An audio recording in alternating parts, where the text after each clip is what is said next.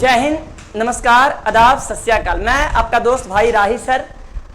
आज हम लोग एप्लीकेशन पर पढ़ रहे हैं और ये है हम लोग क्या आज पढ़ना है परिसंचरण तंत्र।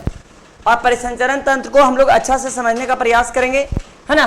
तो परिसंचरण तंत्र क्या होता है कि वैसा शरीर का वैसा तंत्र जो ऑक्सीजन, कार्बन डाइऑक्साइड और पोषक तत्व को परिवहन करता है। जिस तंत्र द्वारा परिवहन किया जाता है उसे क्या कहते हैं? परिवहन तंत्र कहते हैं।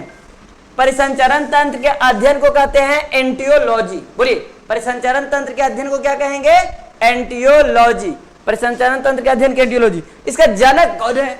परिसंचरण तंत्र का जनक कौन है? तो विलियम हार्वे।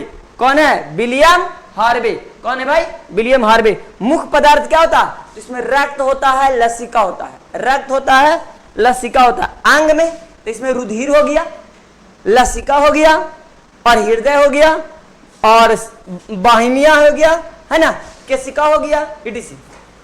अगर देखा जाए परिसंचरण तंत्र कितने प्रकार के होते हैं तो दो प्रकार के होते हैं। एक तो हो गया खुला परिसंचरण तंत्र और दूसरा हो गया बंद परिसंचरण तंत्र। खुला परिसंचरण तंत्र किसको कहेंगे?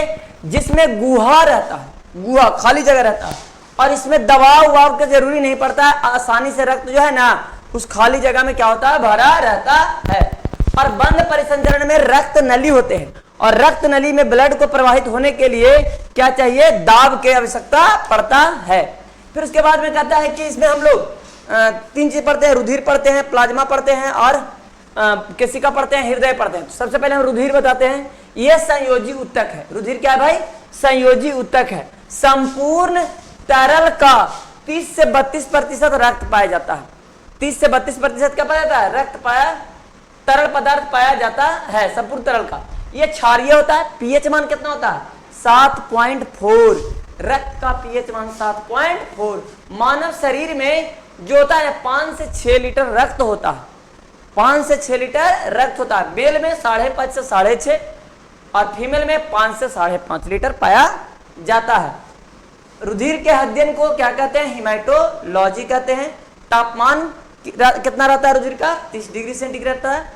एक यूनिट में 250 से 350, 250 से 350 ml ब्लड रहता है। मापा जाता है हिमेटोसाइटोमीटर द्वारा।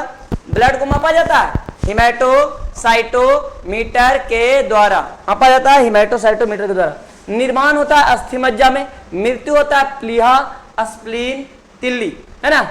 लाल रंग होता है हीमोग्लोबिन के कारण और हीमोग्लोबिन में कौन सा तत्व होता है? आयरन। रुधिर वजन का 7.5% होता है। कितना होता है? वजन का 7.5%। ब्लड दो प्रकार होता है। एक होता है द्रव वाला, एक होता है ठोस वाला। तो द्रव वाला जो होता है वो क्या होता है? प्लाज्मा। ब्लड में दो भाग, एक ठोस वाला कण जिसको कहते हैं प्लाज्मा, और द्रव वाला जिसको प्लाज्मा। ठोस वाला हो जाएगा रुधिराणु। क्या हो जाएगा? रुधिराणु। और रुधिराणु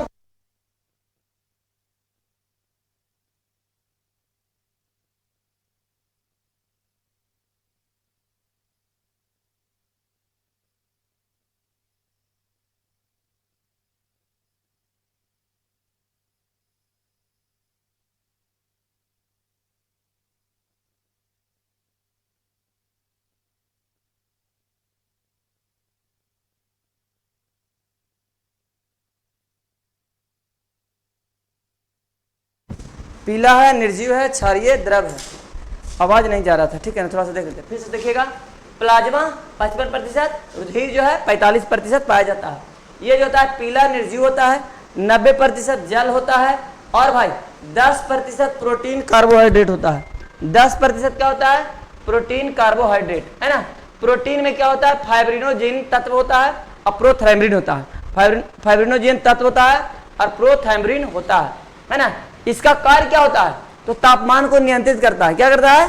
तापमान को नियंत्रित करता है ना। ब्लड को थक्का जमाता है ना। और प्रतिजन एंटीजन का निर्माण करता है और रुधिर के हानि से क्या करता है? बचाता है। रुधिर के हानि से क्या करेगा? बचाएगा। फिर उसके बाद में आगे पढ़ेंगे हम लोग, ये प्लाज्मा के बारे में पढ़ दिए। इसी प्रकार से आरबीसी के बारे में, डब्ल्यूबीसी के बारे में, प्लेटलेट्स के बारे में। तो हम तीनों को एक जगह पर कर दिए हैं। आरबीसी, डब्ल्यूबीसी और प्लेटलेट्स को एक जगह कर दिए हैं। देखिएगा, आरबीसी को कहते हैं इरिथ्रोसाइट, आरबीसी को इरिथ्रोसाइट, डब्ल्यूबीसी को कहेंगे ल्यूकोसाइट, और प्लेटलेट्स को कहेंगे थ्रोम्बोसाइट। क्या कहेंगे? थ्रोम्बोसाइट। फिर से देखिएगा, इरिथ्रोसाइट, ल्यूकोसाइट, थ्रोम्बोसाइट। सबसे पहले आरबीसी के बारे में जानेंगे कि आरबीसी का खोज किया लीवेनहॉक। कौन किया? लीवेनहॉक खोज किया। कौन किया भाई? लीवेनहॉक। रुधिराणु का 90% होता है आरबीसी। रुधिराणु का 90% क्या होता है? आरबीसी। इसका संख्या 5 मिलियन होता है। कितना? 5 मिलियन। जीवन काल 120 दिन, लेकिन मेढक में 100 दिन होता है, खरगोश में 50 से 70 दिन होता है। इसमें केंद्रक और लाइसोसोम नहीं पाया जाता। ब्लड में जो होता है ना केंद्रक होता है, ना होता है लाइसोसोम। अगर लाइसोसोम रहेगा, फट जाएगा तो पूरे शरीर में लाइसोसोम फैल जाएगा। इसीलिए कुदरत ने जो भी बनाया है सोच समझ के बनाया। निर्माण अस्थिमज्जम होगा, कब्रगाह प्लीहा होगा, प्रोटीन हीमोग्लोबिन पाया जाता है, और एक जो होता है कार्बोहाइड्रेट पाया जाता है हिपेरिन, जो ब्लड को थक्का जमने से रोकता है। और यहाँ पे रक्त को सबसे छोटी है कौन? आरबीसी। अब यहाँ पे आरबीसी मतलब जो है ना सबसे छोटा है। आरबीसी जो है ना सबसे छोटा है। चलिए आओ उत्तर करते हैं। आरबीसी अगर संख्या में देखा जाए तो आरबीसी ज्यादा, आरबीसी क्या है? ज्यादा, प्लेटलेट्स उससे कम और डब्ल्यूबीसी उससे कम। लेकिन आकार के आधार पर कहेगा ना तो आकार में डब्ल्यूबीसी सबसे बड़ा, ओकरा से छोटा प्लेटलेट, और सबसे छोटा आरबीसी। मेल में कितना होता है आरबीसी? तो 5 से 5.5 मिलियन प्रति 100 ml। 5 से 5.5 मिलियन प्रति 100 ml होता है ना हीमोग्लोबिन के। और यहाँ पे फीमेल में 4 से 4.5 मिलियन प्रति 100 ml हेमोग्लोबिन। कोशिका और ऊतक में गैसों का आदान प्रदान करता है। आरबीसी का कार्य क्या है? कोशिका और ऊतक में गैसों का क्या करता है? आदान प्रदान करता है। गैसों का आदान प्रदान करता है। इतना बात क्लियर। उसके बाद में जो है ना CO2 रक्त में ज्यादा घुलनशील होता है। CO2 रक्त, CO2 नहीं CO जो है ना कार्बन मोनोऑक्साइड रक्त में तेजी से अभिक्रिया करता है, और रक्त का जो आकार होता है हंसिया के आकार होता है। हंसुआ जानते हैं ना, हंसुआ के उसमें रक्त से ये जो है रिएक्शन करके रक्त को क्या करता है? आकार में परिवर्तन कर देता है। आरबीसी के कमी से एनीमिया रोग होता है। आरबीसी के अधिकता से पॉलीसिथीमिया रोग होता है। कमी से एनीमिया और अधिकता से पॉलीसिथीमिया रोग होता है। अब देखेंगे हम लोग कोई चीज देखेंगे। अब देखेंगे हम लोग डब्ल्यूबीसी। डब्ल्यूबीसी की संख्या 600 से कितना होता है? 1000 होता है। कितना होता है? 600 से 1000 होता है। कितना होता है? आरबीसी 6, अगर अनुपात देखा जाए, क्वेश्चन पूछा जाएगा कि आरबीसी 600 रहेगा तो डब्ल्यूबीसी 1 और प्लेटलेट्स 40। 600 1 40। जीवन काल डब्ल्यूबीसी का 2 से 4 दिन। केंद्रक होता है, रंगहीन होता है, प्रतिरक्षी का निर्माण करता है। इसमें एंटीबॉडी फाइटर कोशिका कहते हैं। एंटीबॉडी गार्ड, इसको बॉडी गार्ड या फाइटर कोशिका कहते हैं। अब देखेंगे यहाँ पे डब्ल्यूबीसी के बारे में कि डब्ल्यूबीसी में अगर द्रव है, जीव द्रव है, तो उसको कहेंगे ग्रेनुलोसाइट, और जीव द्रव अगर नहीं है तो ए ग्रेनुलोसाइट कहेंगे, है ना, ग्रेनुलोसाइट और ए ग्रेनुलोसाइट कहेंगे। समझ गए ना? कोई दिक्कत है? 1 मिनट थोड़ा सा एप्लीकेशन पर आवाज़ चेक कर लेते हैं, वॉइस चेक कर लेता हूँ, है ना। वॉइस चेक करने के बाद मैं बताता हूँ। चलिएगा, अब यहाँ पर देखिएगा, ये तो हो गया। ये जो होता है निर्माण होता है अस्थि मज्जा में। अब देखेंगे प्लेटलेट्स के बारे में। प्लेटलेट्स ये रक्त को थक्का जमाता है, रंगहीन होता है। रक्त को थक्का जमाता है, क्या होता है? रंगहीन होता है। चलिए, रक्त को थक्का जमाता है, रंगहीन होता है। वॉइस चेक कर लेते हैं आपका एप्लीकेशन पर। चलो ठीक है, चलिए, बहुत अच्छा है। वॉइस टनाटन है। नहीं, थोड़ा सा बीच में रुक गया था, इसलिए हमको टेंशन हो गया था। जीवन काल कितना होता है? 4 से 5 दिन। डब्ल्यूबीसी के 2 से 4 दिन, इसका 4 से 5 दिन। संख्या 2 से 3 लाख होता है। कितना? 2 से 3 लाख होता है प्लेटलेट्स का। कम से कम कितना होना चाहिए हम लोग का? तो 150 प्लेटलेट्स होना चाहिए, है ना। तो कितना होता है? 2 से 3 लाख होता है। और डेंगू में क्या होता है? इसका जो है ना संख्या घट जाता है। तो घट जाए तो क्या करना चाहिए? पपीता खाइए, है ना, गिलोय खाइए, उसके बाद बकरी का दूध खाइए, है ना, उससे क्या होगा? प्लेटलेट्स बढ़ जाएगा। इसमें केंद्रक नहीं होता है। अपवाद में मेढक जिसमें केंद्रक होता है, मेढक के प्लेटलेट में केंद्रक होता है। रक्त थक्का जमाने में 3 से 5 मिनट लगता है, 3 से 5 मिनट लगता है। आगे बढ़ेंगे, अगला कहता है लसिका। पहला पढ़े हम लोग, पहला पढ़े क्या, और मतलब रुधिर, रुधिर में हम लोग पढ़े रुधिर और दूसरा पढ़ेंगे लसिका। पहला पढ़े हम लोग रुधिर, रुधिर में 2 पढ़े, प्लाज्मा और रुधिराणु, और दूसरा पढ़ेंगे लसिका। लसिका यह हल्का पीला होता है, हेमोग्लोबिन इसमें नहीं होता है, जिसके कारण हेमोग्लोबिन कारण लाल दिखाई देता है। संक्रमण से बचाता है, जल को क्या करता है, अवशोषण करता है, जल को क्या करता है, अवशोषण करता है। इसमें O2 की कमी होता है और CO2 के अधिकता होता है। इसमें O2 की कमी और CO2 की अधिकता होता है। इसे उत्तक द्रव कहते हैं, क्योंकि उत्तक में पाया जाता है, तो इसको क्या कहता है, उत्तक द्रव कहता है।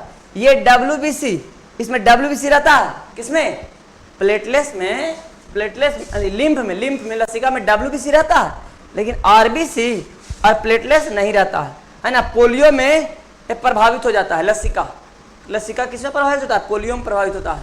आगे बात करेंगे रक्त समूह का, है ना, रक्त समूह का बात करेंगे। एक चीज और है कि क्रैश कोर्स टाइप से है ना, जो है क्रैश कोर्स टाइप से है, तो थोड़ा सा जो है आपको मतलब समझाने का प्रयास कर रहे हैं, लेकिन नोट्स में आपका टोटल लिखा हुआ है। खोज कौन किया, कार्ल लैंडस्टीनर किया। इससे विभिन्न प्रकार के एंटीजन और एंटीबॉडी पाया जाता है। अब देखो एंटीजन, आरबीसी में जो एंटीजन 2 प्रकार का पाया जाता है, एंटीजन ए, एंटीजन बी। लेकिन इसमें ऐसा भी है, ऐसा भी सिस्टम है कि एगो में 2 एंटीजन पाया जा सकता है, ए और बी, या तो कोई भी नहीं पाया जा सकता। इस प्रकार से कितना हो गया, 4 गो हो गया। एंटीजन है 2 गो, एक एंटीजन ए जो ए के आकार का है, बी जो देखो बी जैसा है, और दोनों है तो ए वाला भी है, ए होता है ना इस प्रकार से, और बी इस प्रकार से लिखते हैं। और यहाँ में कोई नहीं है, एंटीजन कोई नहीं है। और प्लाज्मा में जो एंटीजन होता है 2 होता है, एक ए होता है, बी होता है, ए और बी नहीं होता है। ऐसा नहीं कि इसमें ऐसा हो जाए, ऐसा कभी नहीं होता है कि यहाँ से इस तरीका बनाए ना भाई, तो यहाँ पर हो गया ए और यहाँ पर हो गया, ये देखो बी जैसा नहीं, बी जैसा है, इसको कहीं भी, तो इस प्रकार से एगो ए और एगो बी नहीं होता है। इस बात को ध्यान दीजिएगा कि प्लाज्मा में एंटीजन 2 और मतलब कि आरबीसी में 2, लेकिन 4 प्रकार हो जाता है। कैसे कि ऐसा भी है कि केवल में एक को एंटीजन नहीं रहेगा, केवल में केवल ए रहेगा, केवल में बी रहेगा, केवल में ए और बी दोनों रहेगा। चलिए तो इतना बात तो समझ गए। उसके बाद में आगे बढ़ेंगे रक्त समूह। तो रक्त समूह एंटीजन अगर ए है, ए मतलब ऐसा का ए जैसा नुकीला जैसा, एंटीजन ए और बी दोनों है, तेरा में एंटीबॉडी नहीं रहेगा। एंटीजन ए और बी दोनों है तो एंटीबॉडी नहीं रहेगा। क्यों नहीं रहेगा वो भी बताते हैं। अगर यहाँ में एंटीजन नहीं है तो एंटीबॉडी ए और बी दोनों रहेगा। इसीलिए क्या हो जाता है, एंटीजन, और देखो यहाँ पर लिखे हैं कि एंटीजन के विपरीत एंटीबॉडी रहता है। एंटीजन के आधार पर ब्लड ग्रुप का निर्धारण किया जाता है। खोज किया कार्ल लैंडस्टीनर। जैसे एंटीजन ए है तो ब्लड ग्रुप ए हो गया, और एंटीजन ए है तो एंटीबॉडी इसका क्या हो जाएगा, एंटीबॉडी इसका क्या हो जाएगा, ए हो जाएगा। जैसे देखिएगा यहां पर देखिएगा कि एंटीजन यहां पर इस तरीका से है ए, इस तरीका से ए, और एंटीजन ए है तो एंटीबॉडी बी होगा, यहां एंटीबॉडी ए होगा। यहां पर जो है ना इस प्रकार से देखिएगा, ये एंटीजन है बाबू, ये क्या है, एंटीजन, ये एंटीजन है, और एंटीबॉडी इस प्रकार से रहता है। एंटीबॉडी किस प्रकार से रहता है, इस प्रकार से, और एंटीबॉडी बी रहेगा, बी वाला, तो एक में नहीं समेगा और दोनों एक साथ जुड़ेगा नहीं। अगर जुड़ जाएगा तो जम जाएगा, इसलिए क्या रहता है, विपरीत रहता है। क्या रहता है, विपरीत रहता है। यहाँ पे जो है, यहाँ पे क्या बोला कि एंटीजन ए है तो blood group A, antigen B है तो blood group B, antigen A और बी दोनों है तो blood group A B, antigen 0 तो ब्लड ग्रुप 0, जिसको ओ कहते हैं हम लोग। चलेगा आगे, RH फैक्टर। अच्छा थोड़ा सा इसमें और है क्या, ऊपर करके देख लेता हूँ, नहीं चलिए, तो ब्लड ग्रुप के बारे में तो हो गया। आगे देखेंगे RH फैक्टर। RH फैक्टर यह जो है एंटीजन है। RH फैक्टर भी एक प्रकार क्या है, एंटीजन है। इसका खोज किया कार्ल लैंडस्टीनर और बीनर किया रिसर्च बंदर से 1940 ईस्वी में, है ना। इस जानता है RH फैक्टर जो होता है 87% मनुष्य में RH फैक्टर पाया जाता है। 87% मनुष्य में RH फैक्टर पाया जाता है। जिसमें RH उपस्थित रहेगा RH पॉजिटिव बोलेंगे, जिसमें RH नहीं रहेगा RH नेगेटिव बोलेंगे। कहता है कि RH पॉजिटिव वाला को RH पॉजिटिव वाला के RH नेगेटिव वाले को RH नेगेटिव वाले को ब्लड दिया जा सकता है, लेकिन RH पॉजिटिव को RH नेगेटिव को पॉजिटिव नहीं, RH नेगेटिव को पॉजिटिव वाला जो रक्त समूह एक बार दिया जा सकता है, अगर दोबारा दिया ना तो मृत्यु हो जाएगा। क्या हो जाएगा? मृत्यु। अब यहां पर कहता है कि पिता में RH फैक्टर प्लस है और माता में प्लस है, तो बच्चा में होगा RH प्लस। पिता में प्लस और माता में माइनस, तो बच्चा में RH प्लस।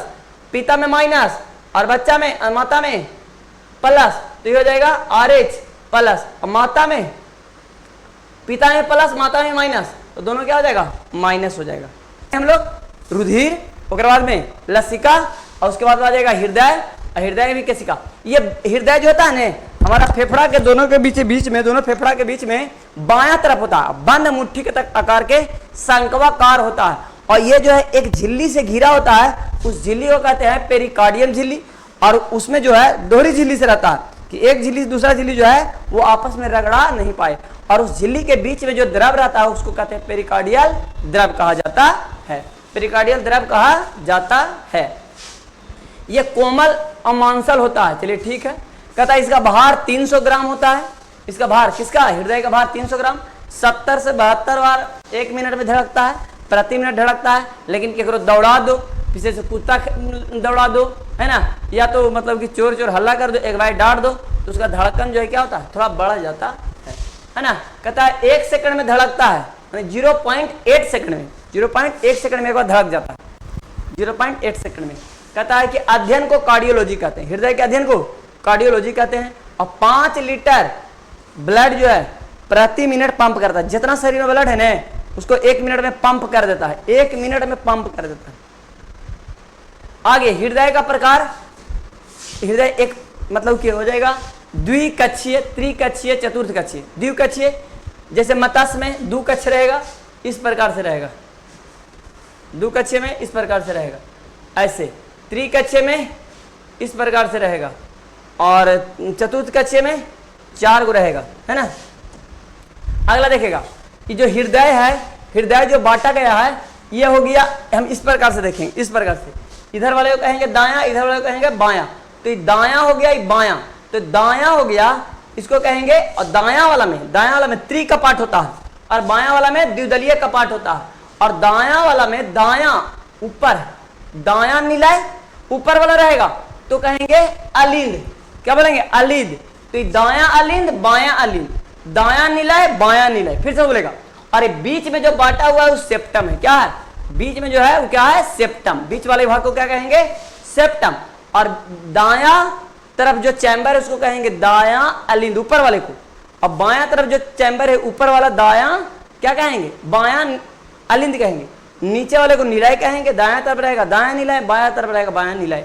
इतना बात बीच से काटेगा, सेप्टम कहेंगे। अगला चित्र की ओर देखते हैं। अब देखिएगा क्या होता है इसमें। क्या होता है कि इसमें ब्लड जो है ना, ये केशिका, हमारे जो कोशिका में और उत्तक में पतला पतला धागा जैसा होता है, उसको कहते हैं केशिका। केशिका के बाद होता है सीरा, सीरा जिसको नस कहते हैं। और नस के बाद में हृदय में होता है महाशिरा। हृदय में क्या होता है? महाशिरा। तो ये ब्लड जो है कोशिका से केशिका में, केशिका से सीरा में, सीरा से महाशिरा। महाशिरा में क्या होता है? 3 गो महाशिरा होता है। क्या गो? 3 गो महाशिरा। तो महाशिरा, सीरा से ब्लड आवेगा तो अशुद्ध, सीरा से आवेगा तो अशुद्ध। तो अशुद्ध शरीर ब्लड से कहां है? हृदय में आया। और हृदय के बाद यहाँ पे कई कपाट है? त्रिदलीय कपाट है। और त्रिदलीय कपाट के द्वारा अलिंद से दायां निलय में आएगा। और दायां निलय से ये हो जाएगा महाधमनी। जो देखिए, महाशिरा किसको कहेंगे? जिसके द्वारा शरीर में प्रवेश करेगा उसको शिरा, तो निकलेगा उसको धमनी। तो बाहर निकल रहा है तो धमनी, तो जब बाहर निकलेगा तो महाधमनी। महाधमनी, सीरा में अशुद्ध और धमनी में शुद्ध, सीरा में अशुद्ध और धमनी में। लेकिन महाधमनी में ये अशुद्ध रक्त आया, ये रक्त आया ना, तो यहां से अशुद्ध। और यहां से रक्त जो है कहां जाएगा? यहां से रक्त जो है ये जाएगा फेफड़ा में। कहां जाएगा? फेफड़ा में जाएगा। अब फेफड़ा से ये आवेगा केकरा में? ये अशुद्ध है, ये फिर अंदर जा रहा है, तो अंदर जा रहा है, फेफड़ा में अंदर जा रहा है, तो सीरा। तो सीरा में कौन सीरा? फुफ्फुस सीरा। तो जी भाई फुफ्फुस सीरा। तो फुफ्फुस सीरा में कैसा? शुद्ध रक्त। फुफ्फुस सीरा में कैसा? शुद्ध रक्त रहेगा। क्योंकि फेफड़ा से शुद्ध होकर महाधमनी नहीं है, फुफ्फुस धमनी है। इसको क्या बोलेंगे? फुफ्फुस धमनी। आही बोलेगा महाधमनी, इसको बोलेंगे महाधमनी। ये महाओटा से क्या होता है? शरीर में पूरा फैल जाता है। एक बात और ध्यान दीजिएगा कि यहाँ पे नीचे वाला जो है निलय, कौन वाला निलय? निलय, निलय, निलय मतलब बायां निलय। बायां निलय अगर सिकुड़ेगा तो रक्त जो है ना पूरे शरीर में जाएगा, और जब फैलेगा ना तो ऊपर से रक्त नीचे आ जाएगा। जब देखिए एक बात ध्यान दीजिएगा, फैलेगा तो रक्त ऊपर से नीचे आएगा, और जब सिकुड़ेगा तो ये वाला बंद हो जाता है। सिकुड़ेगा तो बंद हो जाएगा, ऊपर नहीं जा पाएगा, और बंद होने के बाद में कहां जाएगा? महाधमनी के द्वारा कहां जाएगा? पूरा शरीर में जाएगा।